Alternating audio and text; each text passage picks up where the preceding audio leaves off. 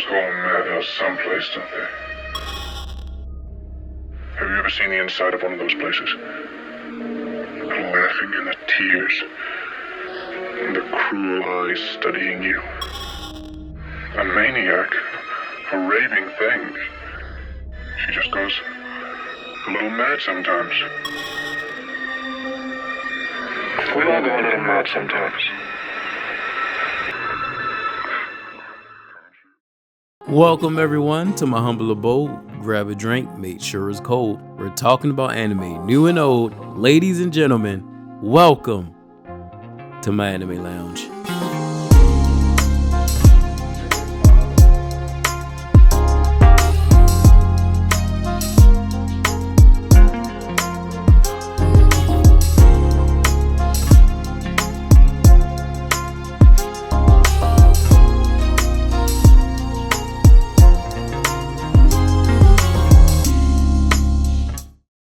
Well. Welcome back, brave souls, and thank you for choosing the Anime Lounge as your destination for today. For those who are unaware and by happenstance found this video before seeing the first one, please allow me to inform you that this is a journey of darkness. When the anime fairy tale happy endings die, times when hope was cast into the abyss, and the only thing left in its place was tragedy and disaster.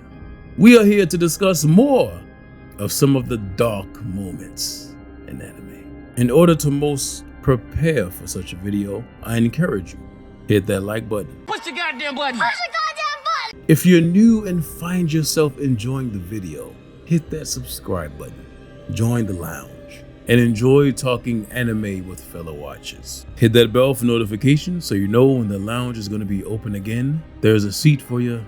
Join us, chill with us, laugh with us, steel yourselves. Be warned, there are some major spoilers for the shows ahead, so proceed with caution.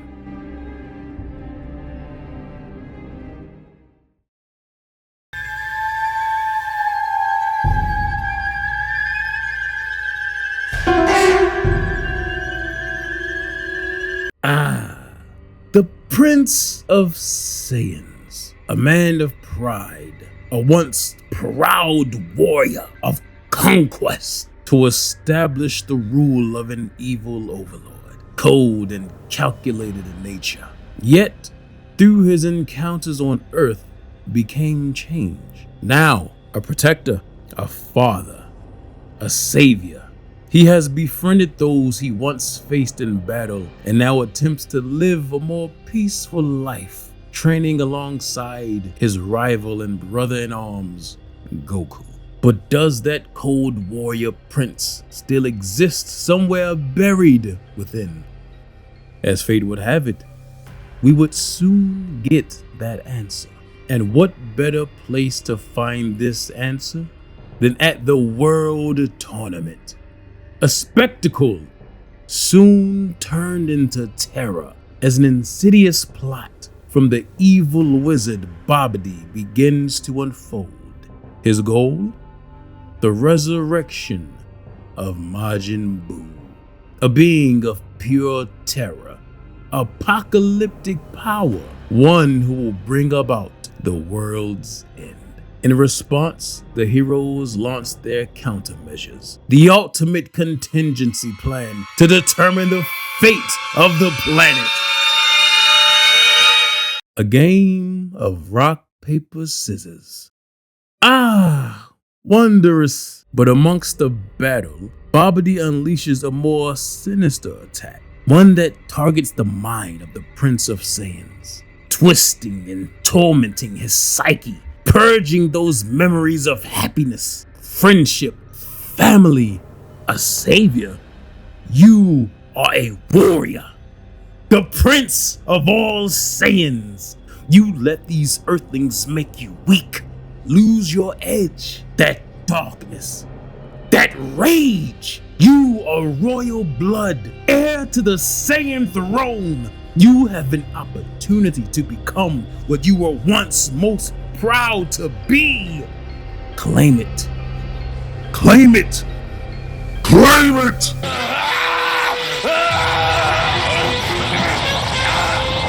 And thus, the Prince of Evil makes his return.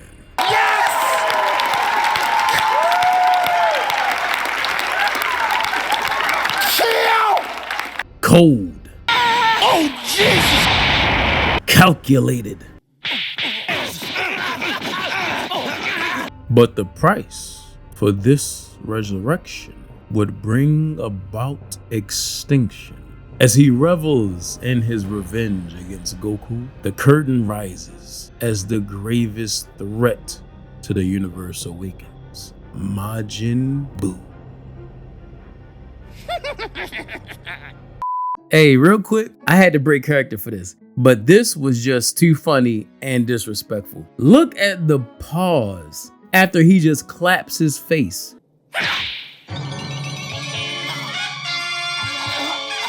In all his years of living, he's never had that done to him before. It was like getting hit in the mouth in a fight for the first time. You just know that was stinging. And then Boo gonna say, down, down. Come on, baby, don't do that to me. Don't do it. Fat Boo was the scariest version to me. That smile, his childish tone while saying the most evil shit. He had that unsettling Homelander feel to him. Pow, pow, pow, pow. A monster with galaxy-ending power, but the mind of a reckless child.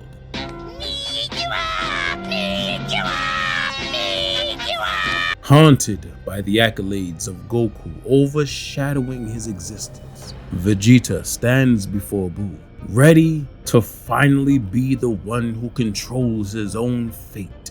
But as the battle ensues, it is quickly learned that battling this creature was becoming increasingly more futile, seemingly indestructible. To put an end to this creature, a sacrifice would have to be made. To remain a protector, a father, a husband, a savior. To remain a rival for his brother in arms, the prince makes his final atonement.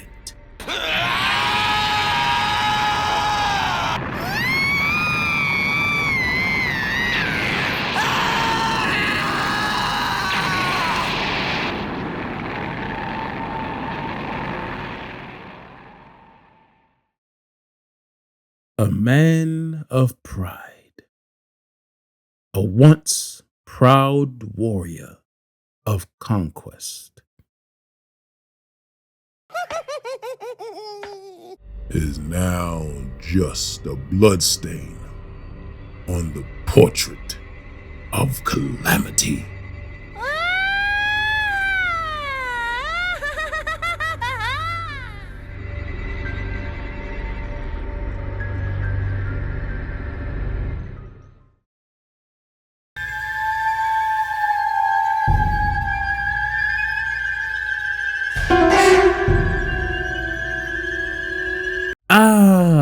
Tenka Kumo, eldest son and current head of the Kumo family, proud protector of his youngest brothers, Chutaro and Suramaru.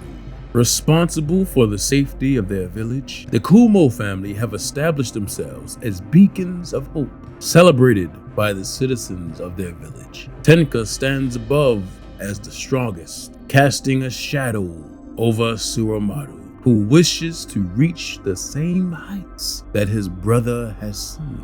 Reaching such heights requires the strength to contend with the darkness that comes with it. Mom! Yeah, that's right. That's right. Call for your mama. Hey, don't nobody be grabbing me. See, they don't grab me. Sorry. Somebody get them off me. Tenka stepped up as the caretaker of the family following the assassination of their parents. And even on that night, surrounded by the bodies, his resolve shines through, smiling to protect his brothers, only wanting to see the best in people. He even befriends and adopts the last remaining ninja from the clan responsible for that attack, Shirasu Kinjo. He is also won over by the shining hope radiating from Tenka, becoming a part of the family.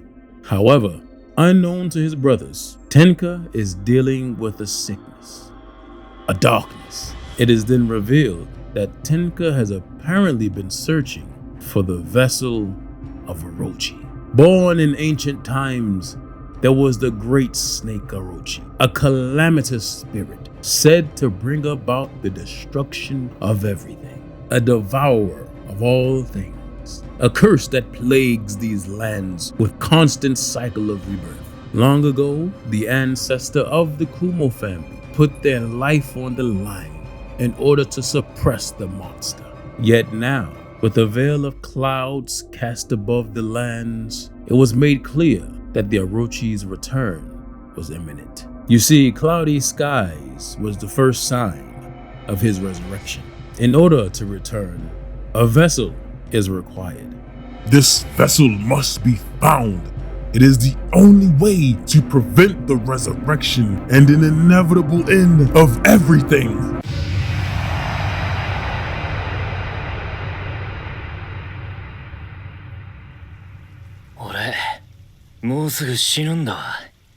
The vibrant hope of the village has become the beacon of darkness. He has become the vessel of Orochi, the herald of destruction. The longer he remains here, the closer they are to the arrival. It was then immediately decided that he must be executed. To avoid forever falling into the darkness, they must extinguish their brightest light. Devastation sets in for the younger brothers. Tenka was their guardian, their mother, and their father. They refuse to let this pass. The entire town rallies together in opposition. They must save their hero. Overcome by emotions, they even attempt to break him free. Anything to bring him back. Anything to preserve the life they have created.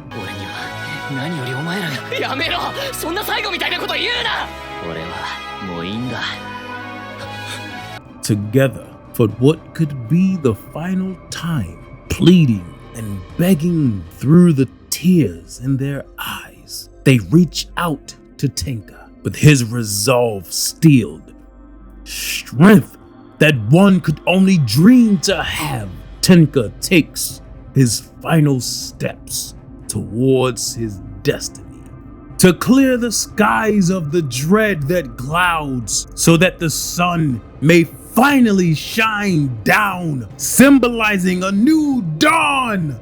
明治11年激動の大変革期太陽が消えた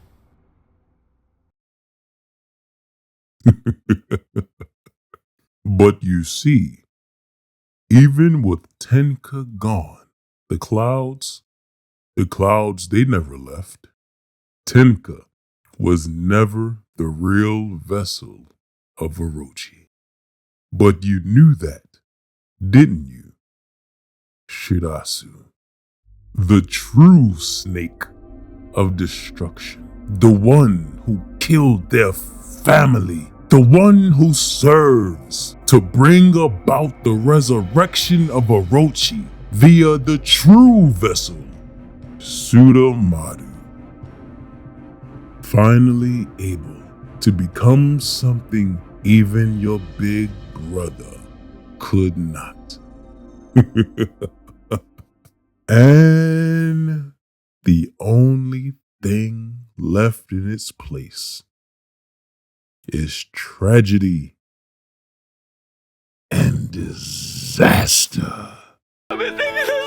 お前も中太郎も疑うことを知らない実にいい駒だった。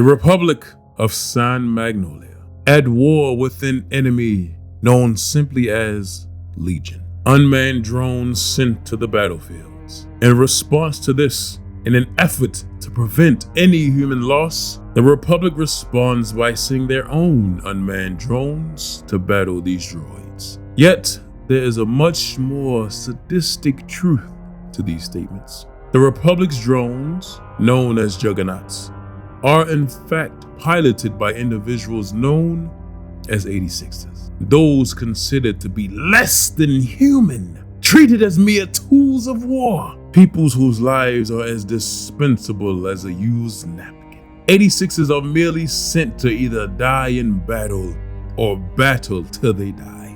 A gruesome tale. Shin, the captain of Spearhead Squadron comprised of 86ers, decides he shall write his own conclusion to his story along with his comrades who follow him to the ends of the earth. In yet another case of being gifted with an accursed ability, Shin has a level of telepathy that allows him to hear the voices of the dead that were still among the world of the living. A most fascinating revelation. Here is where the story takes a truly bleak turn. This Legion is comprised of AI who assimilates the brain of the dead into their processes in order to remain active. Such a cruel circle of life. 86ers just thrown into pointless battles, dying only to feed more fuel to Legion, who takes those lives and use them to continue fighting against the Republic, not even allowed to die in battle. Shin can hear them. These voices, the voices of all who have been taken by Legion. He must set them free. He must allow them to move on. These voices that haunt him in every battle.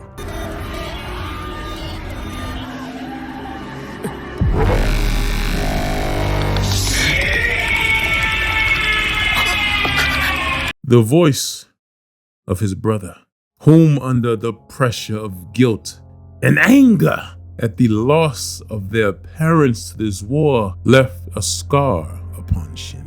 He was sent into war while Shin was still young, and the next time he would hear his voice is when facing Legion. He must face him. He must free him. Sayonara, Nisa.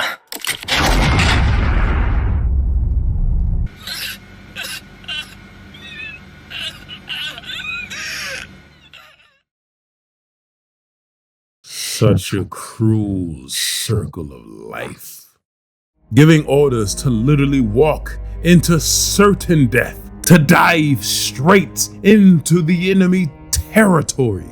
Shin must lead Spearhead into uncharted lands of Legion. But even in knowing they are walking into certain doom, they have each other. They have these memories. They've survived this long. Perhaps they have found a way to break this cycle.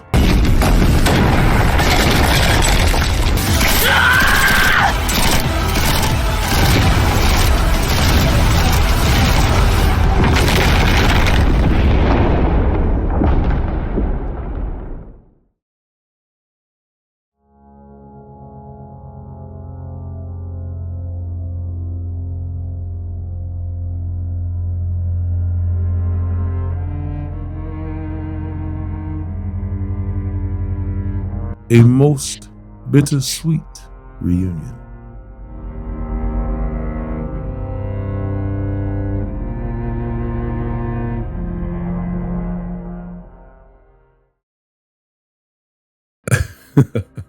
So, how do you feel? Did you enjoy your experience here today? Did that twisted part of your human psyche, whose existence many deny, lying dormant, awaiting, once again become satiated at witnessing calamity? It is indeed where curiosity peaks. If you find yourself interested and you crave more of anime's darkest moments, simply inform me by hitting that like button, subscribing, Join those who share these curiosities. Be strong in your venture, should you be so bold. And thus, this brings an end to today's festivities. I look forward to seeing you all again. And as is tradition, when we are closing out, let's all raise a glass in the air. Here's to anime.